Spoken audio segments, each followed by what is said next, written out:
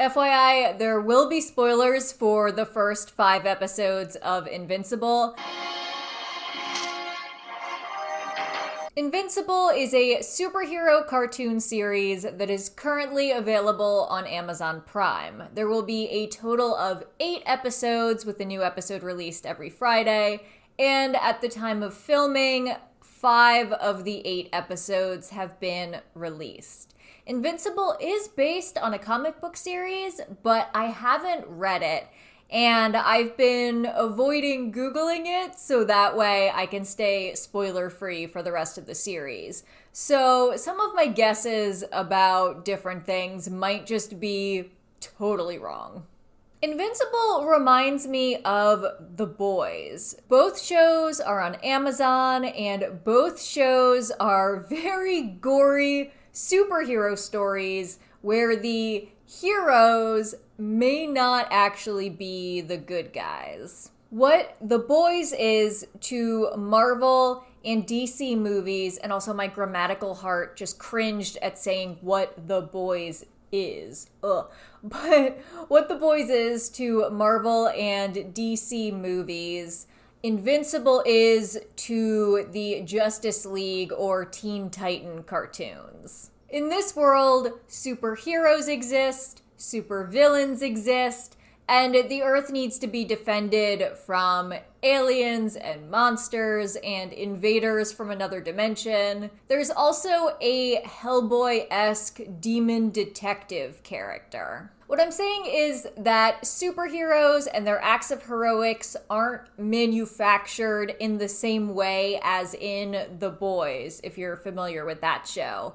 It's just a part of this world. Though there are different leagues of superheroes, with the Guardians of the Globe being the most powerful Justice League types. This story centers around Mark, the teenage son of Omni-Man, a character that is essentially a Superman proxy, in that he is an alien who has sworn to protect Earth, and he has super speed, strength, the power of flight, and he is essentially bulletproof.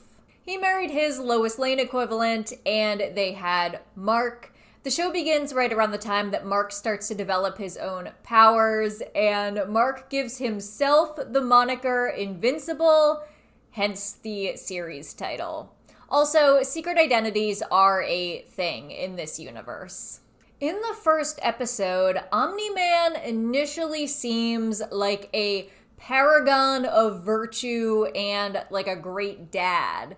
But he does a few odd things throughout the beginning part of the episode. Like when Mark mentions that he started to get his powers, Omni-Man has a weird look on his face. Like you kind of expect him to be excited because this seemed like something he was looking forward to, but he has an odd reaction when it actually happens. Guess who's finally getting his powers? Are you sure? Pretty sure. Threw a trash bag into space at work. Oh, that's great. And then a little bit later on, when he starts training Mark, he punches Mark really hard in the chest and seems to actually hurt him. But later they have like a father-son talk and hug it out. I want to be just like you. You will be, son. You will. And then, at the end of the episode, Omni-Man brutally slaughters all of the Guardians of the Globe.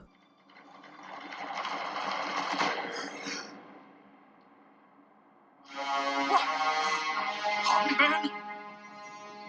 This show held its gore pretty close to the chest up until this moment when it just lets loose in a river of blood and exploding heads. The Guardians did fight back, so Omni-Man is pretty badly injured and he's rendered unconscious. So when the authorities arrive, it basically looks like there was a brutal attack on all of these superheroes and that Omni-Man is the only survivor. So they are essentially faced with a murder mystery of whodunit.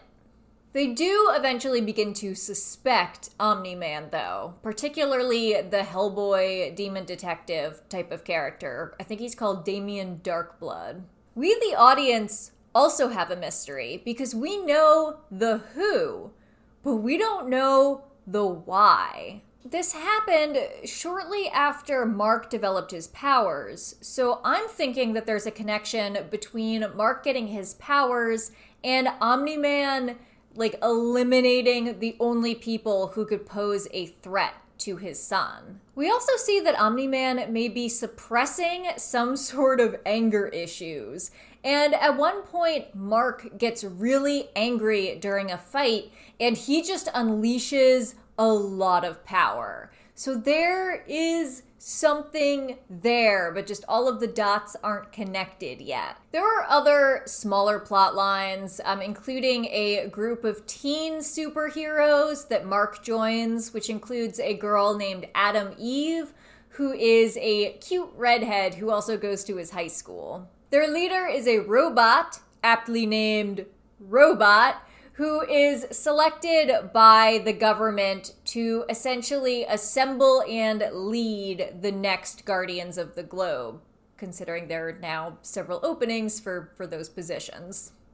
However, we do see Robot secretly release 2 villain prisoners who are cloning experts, and then kill one of them, forcing the remaining villain to build a replicating machine and clone himself, at which point Robot approaches them and asks for their expertise. I need your expertise in tissue growth and DNA replication.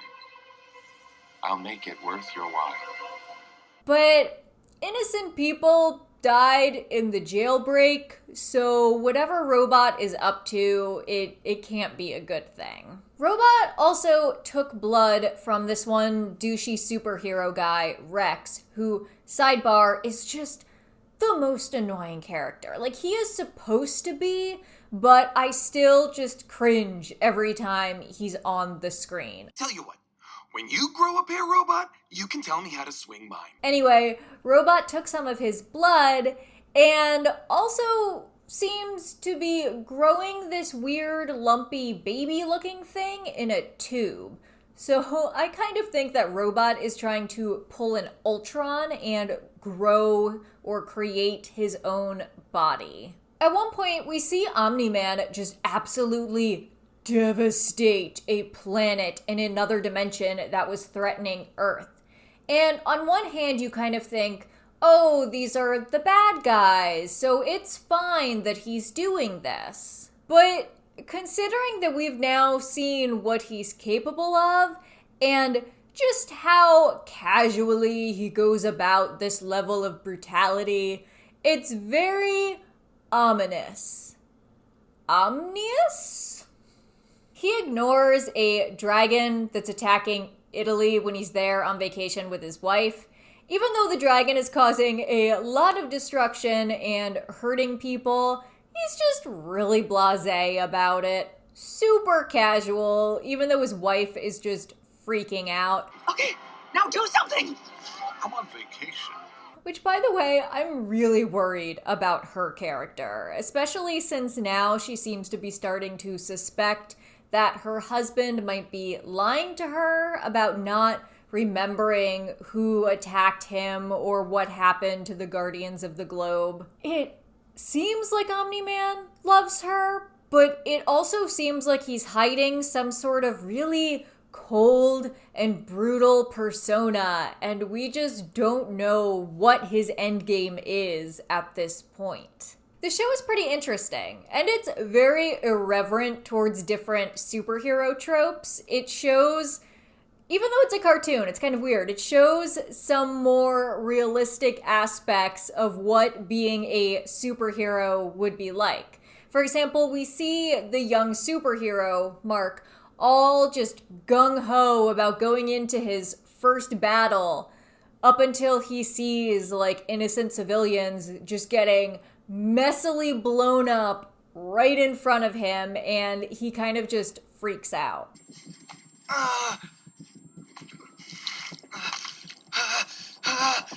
There's also a funny scene where Mark goes into outer space to defend Earth from this approaching alien, and they have like a tense yet quippy space battle until you find out that the alien is actually part of like this bureaucratic organization that goes around and does routine checks of different planets to make sure that they have like heroes that are capable of defending them.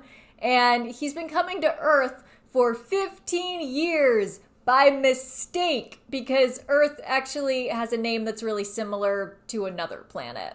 Request from Urath for evaluation. Urath? This is Earth! Earth, Yes!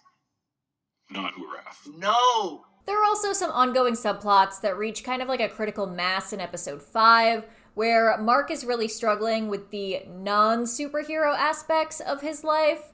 Like, he's late to school, he's late to work, he's late to dates because he's busy out fighting crime. Episode 5 also brings back the character of Titan, who we see Mark fight in the first episode in his first, like, superhero outing. And Titan approaches Mark with this sob story and convinces Mark to help him kill the local crime boss, but it turns out there's a twist, and Titan essentially set Mark up because he wanted to kill the crime boss and then take his place. And Mark and a bunch of other superheroes are badly injured in the fight.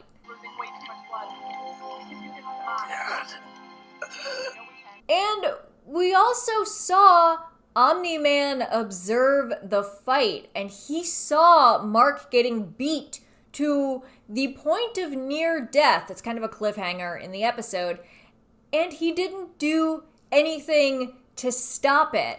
I can't figure out what that character's motivations are. I'm not terribly interested in some of the subplots, particularly anything related to Mark's teenage life or his human girlfriend, but I am very invested in what I feel is the main plot of trying to figure out what Omni-Man's deal is and essentially what he's hiding, as well as what the other characters around him will do if, or I guess I should say when, because it's seeming fairly likely at this point, so when he goes dark. Clearly, Omni-Man was not 100% honest about his background, as being from a race of benevolent, superpowered aliens who vow to go out into the universe and help people, but I just don't know what the actual truth is. And like, that is the thing that keeps me watching this show, looking for clues. This is a private ceremony, Darkblood. Never get invited. Show up anyway. I'm looking forward to watching the remaining 3 episodes, and I'm really hoping that it doesn't disappoint me, and that also we get a sense of resolution to the main plot before the season wraps.